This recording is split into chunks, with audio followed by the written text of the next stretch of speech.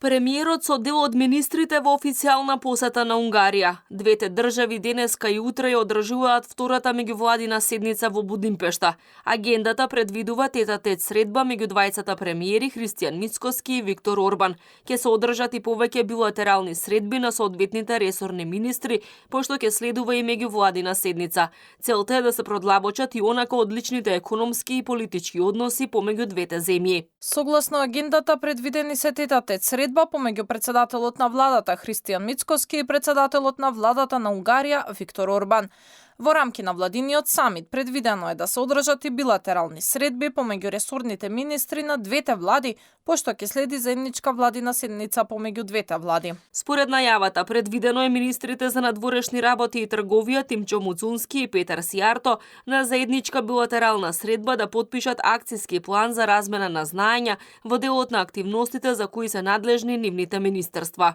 Во рамки на посетата предвидено е министерот за надворешна политика и надворешна трговија Тимчо Муцунски и министерот за надворешна политика и трговија Петар Сијарто да потпишат акциски план за размена на експертиза од страна на Унгарската дипломатска академија за јавни службеници на меѓусебно договорени теми за интеграција во Европската унија, процесите на администрацијата на Министерството за надворешни работи и надворешната трговска политика во Будимпешта.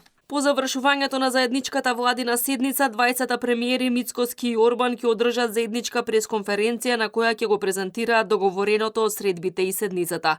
Инаку ова е втора меѓувладина седница помеѓу Македонија и Унгарија. Првата се одржа во септември минатата година во Охрид.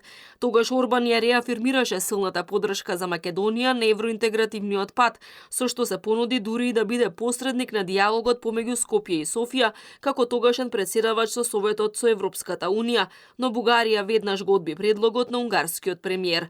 Во Охрид стана збори за стратешките проекти како транспортниот и енергетскиот коридор Север-Југ, кој што го поврзува Балканот со Унгарија и од огромно значење за енергетската сигурност и економскиот раст на целиот регион. Тогаш во фокусот на разговорите беше и унгарскиот кредит од милиарда евра. Парите веќе се користат. Половина од средствата завршуваат кај општините за изградба на инфраструктурни проекти, додека останатата половина во вид на кредити под поволни услови се пласира кај бизнисите за раст на производството. Дополнителни 500 милиони евра се искористија за отплаќање на евроврзницата од 2018 година, со што јавниот долг на Македонија се намали од 61,9% на 58,2% од бруто домашниот производ.